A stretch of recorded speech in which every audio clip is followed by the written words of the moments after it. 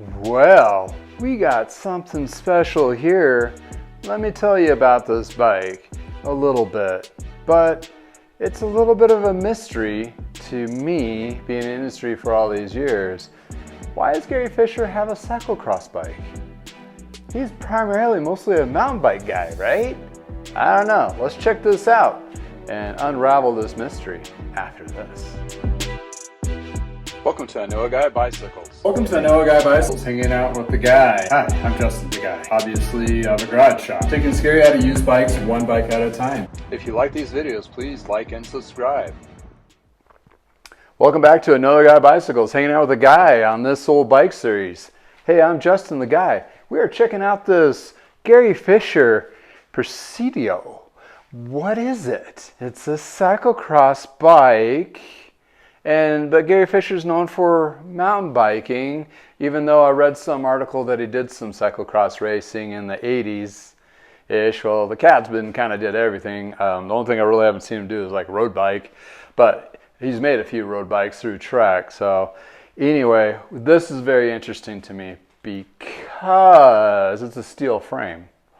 Well, it's a True Temper OX steel frame, which is the same steel frame as my cyclocross, which is a Lemond Poprad. Can you see where I'm going with this?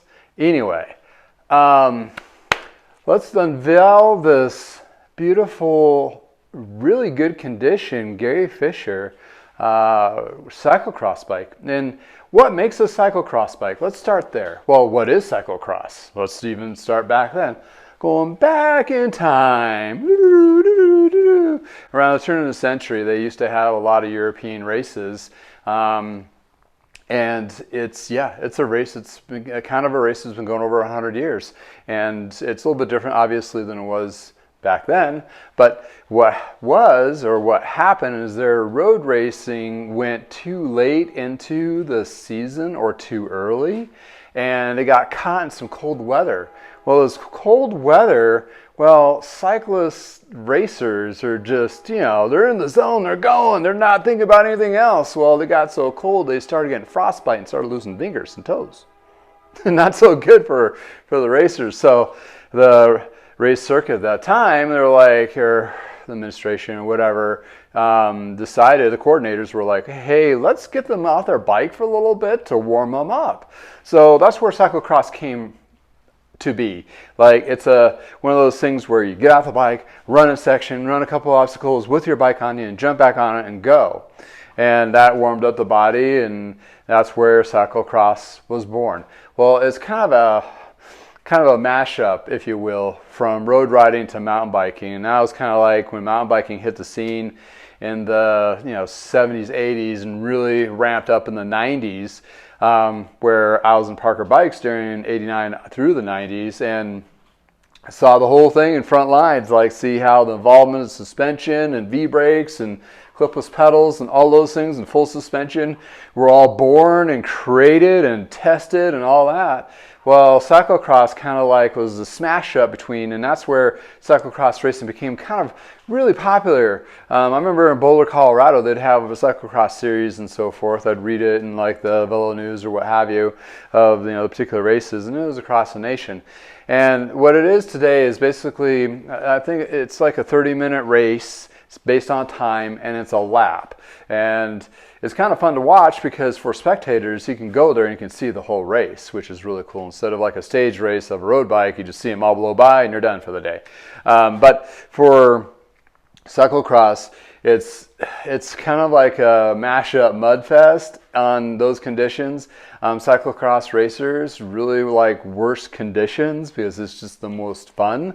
For a lot of road riders, it's like the end of the season. It's usually in the fall or the beginning of winter, where it's like end of their season and they got these fun races and kind of end their season with these cyclocross races. So, and there's some racers that that's all they do. Well, going back to the cyclocross bike, and it's kind of a cool sport. I've always had a cyclocross bike. I never did cyclocross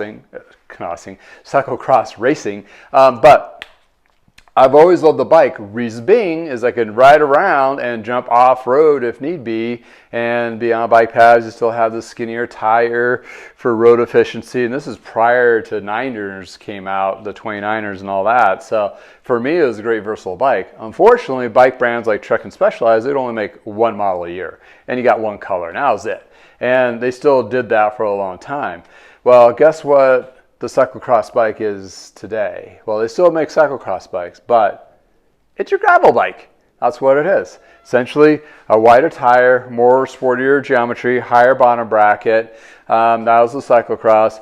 The gravels are a little more road traditional sizing, but it does accommodate the wider tires. And now, since disc brakes have hit the scene on road bikes, that really opened up these tight spots where the wheel will have to go through. So you're looking at a whole new invention and so forth. And gravel bikes is awesome because there's such a huge variety coming out from all the different manufacturers, which is really cool.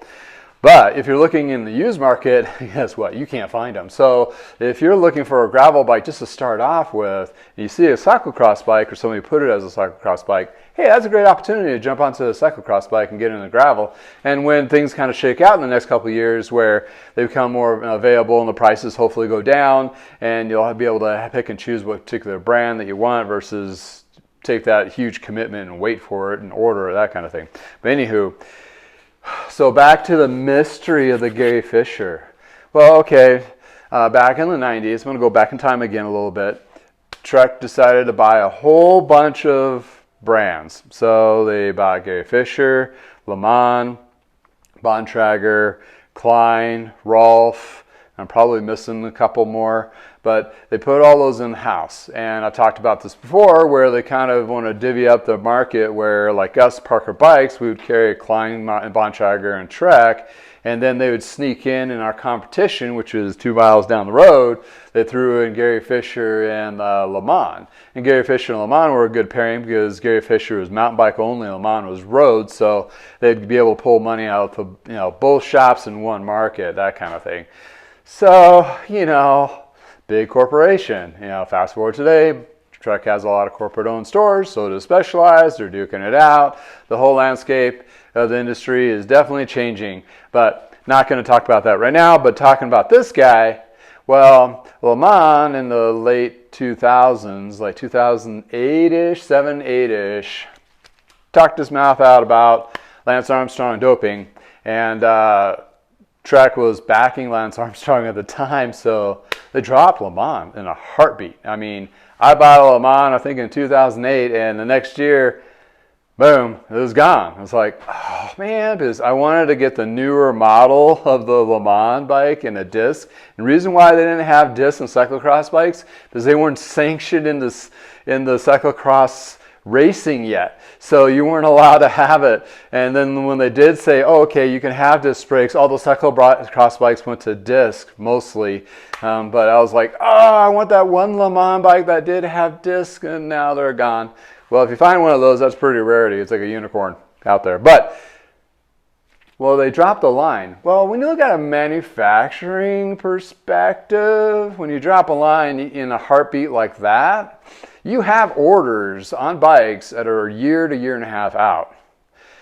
And these frames, they built several, I don't know, a lot of them in Waterloo, Wisconsin. This one does say it's made in the U.S. So apparently in 2007, 2008, which was about the same time when they shifted everything from the United States to Taiwan. So this is all happening at the same time.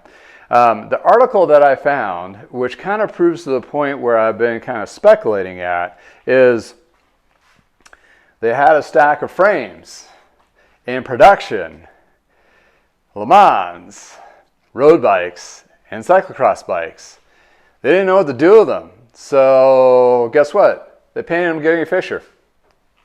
And this article kind of proves the point. It's like, yeah, well, what Trek release was back then, and it's like, well, since the Poprad was so, Lemond Poprad was so, popular, we decided to make a Gary Fisher version of it. Within a year, you know what happened? They basically took those frames that were going to be Lemonds, like, okay, we're just going to pay him Gary Fisher because they owned them. It's like the Gary Fisher, the Lemond frame, the name they just totally axed. So here you go. This is a Lemond frame. It measures out as a Lemond frame, has the same materials as a Lemond frame, and actually has all the specking of the frame itself that matches my Poprad, which is, I think, 1 or 2 years older than this. It is identical. Only thing that's different, this is bigger. It's a bigger boy. So it is definitely a taller frame. Carbon fork, got the cantilevers on there, and also has the tighter compression of chain rings. There's only like a 4 teeth variance on there. And this one was pretty much, I read up on it, the spec. It's a 2009, and it has the carbon brake levers Rival on there, which is pretty decent stuff. And it has the Bontrager Race wheel set, which was the same wheel set that was on mine. So yeah, I picked up a couple of Gary Fisher road bikes, and it was kind of like the next generation that they had in production. And you know, you look on the archives of Trek and you look under the Gary Fisher, you see those road bikes there, and they never had road bikes before. Most likely that's what happened. You know, you got all these orders in, you gotta keep going. It's like, okay, well, we've already committed to making these frames, and they're not Treks, they're not Trek geometry or Trek materials.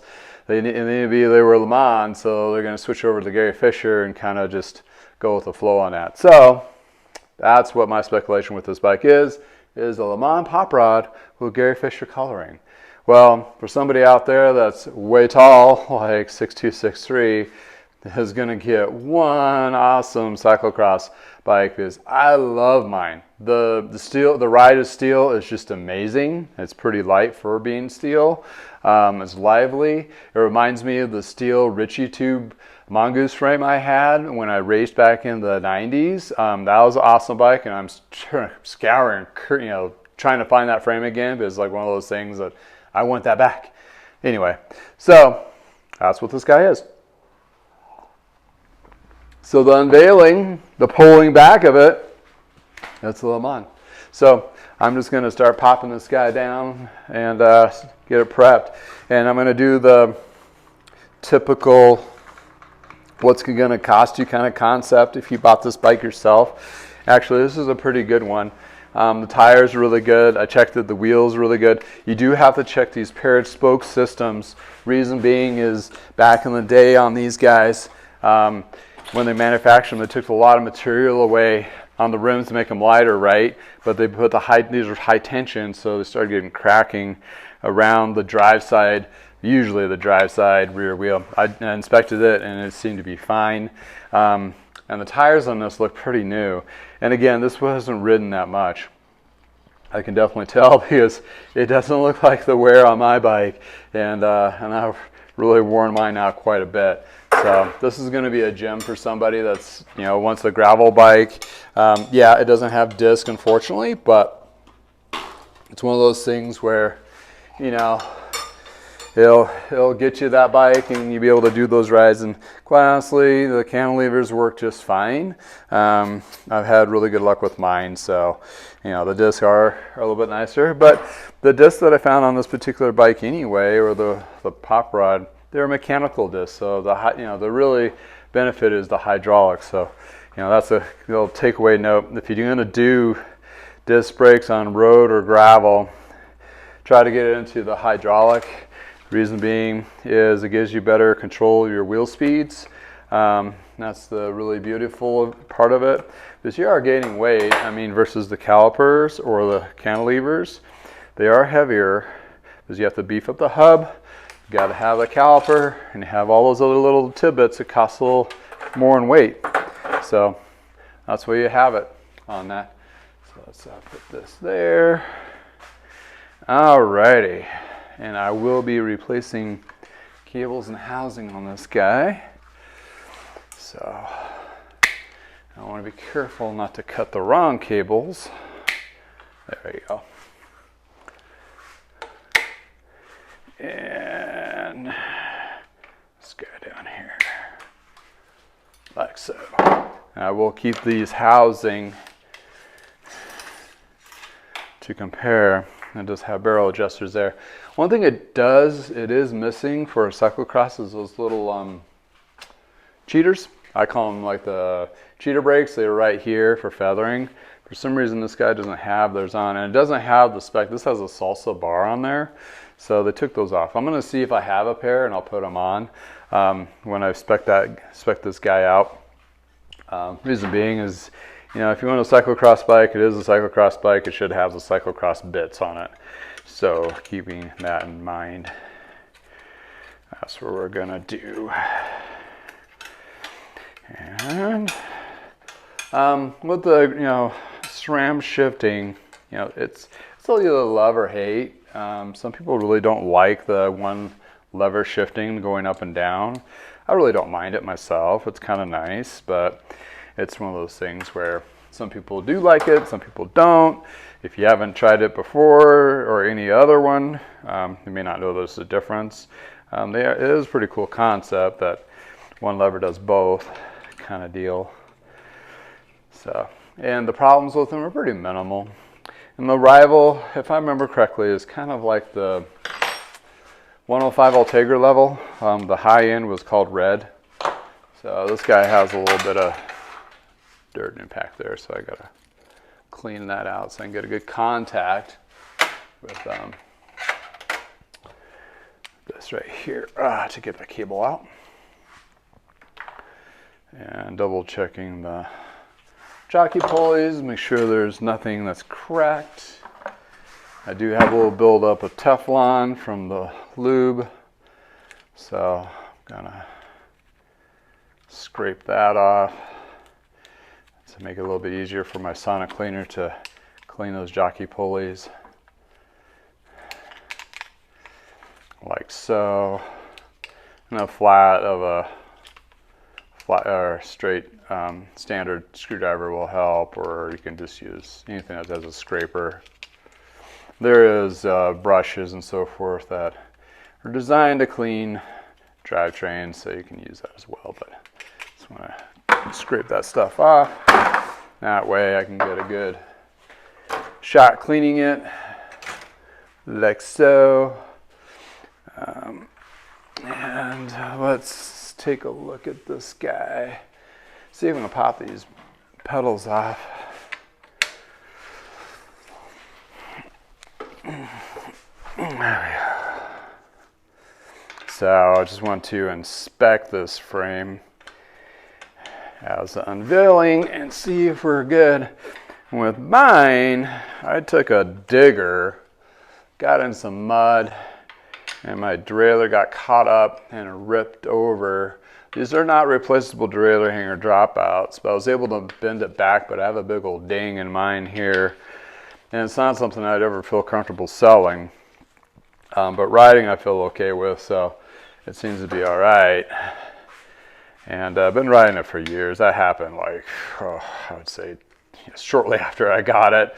So I've been keeping mindful of it, but you know, it's fine. It is steel. If I ever wanted to get it re-welded, I could, but it seems to be holding up fine, and the alignment was correct still. So that's why I'll always keep that one. And I've stolen parts off of it and rebuilt it several times to fix bikes, and got it back together. Oh boy. Let's see if I can use the cheater. So these through axles and Bontrager, and these were like the FSA style, and I can almost guarantee you they were all made in the FSA plant. It was the same company I made for both. It's all about leverage, right? And I didn't really push too hard with my foot. I was just to stabilize myself in the frame, just to keep it in place. It's seen a lot more tension riding than the pressure I put on it.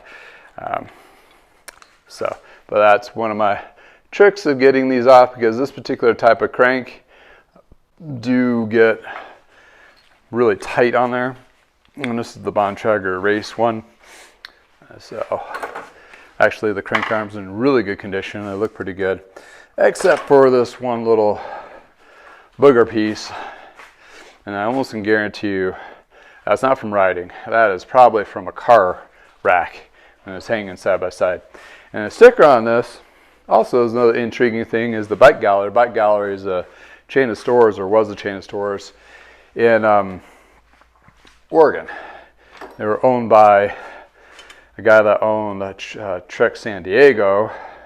The reason I know this because when I worked at Retail Toolkit, which is a software program to manage inventory, they were a client of ours. They had 5 locations, I believe, in Oregon, which is under the Bike Gallery umbrella. Then they had Trek San Diego, which was another 5 stores, and they opened up another specialized store, which was kind of strange, in California. And then they had one Trek San Diego store in New Mexico, of all places. So that was one of our former clients, and seeing the sticker, I was like, oh, that's kind of cool. One of the former clients that I worked with. So I know this came from Oregon. So it took a little bit of a drive, and Oregon a bike and a steel frame. I mean, it's actually in really good shape. So it's not showing any kind of steel rusting, which is awesome, which would be concerning to me for sure. But we're just gonna wipe this down and inspect. And if we got the green light on the frame, we will proceed to go ahead and work on this. And it is a black frame and black paint, which is nice because my cyclocross bike is white. Why would they do a white cyclocross bike? That's beyond me. But I don't see any chips, hardly. Maybe a little bit of scratches here and there. When I do my detailing up, before I actually get most of these scratches out, I'm not seeing any dings by any means.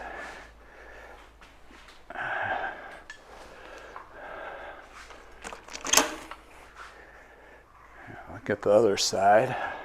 Take a good look at this.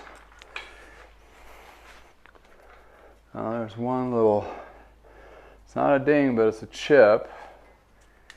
My Ritchie tubing mountain bike I had, the tubing was so thin that it dinged pretty easily.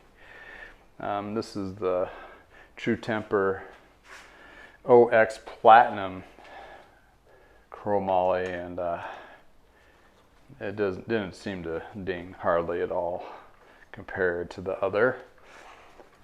There we go. Reason why they call it Presidio is there's apparently a Presidio Park in California, and that's where Gary Fisher was from, and they had one of the races out there, so that's basically it. Well, that's a wrap. Basically, this bike is ready to be given some bike love and get ready to go. And you can see my daughter sneaking in the back, so I better go. Until next time, check out the final results after these pictures.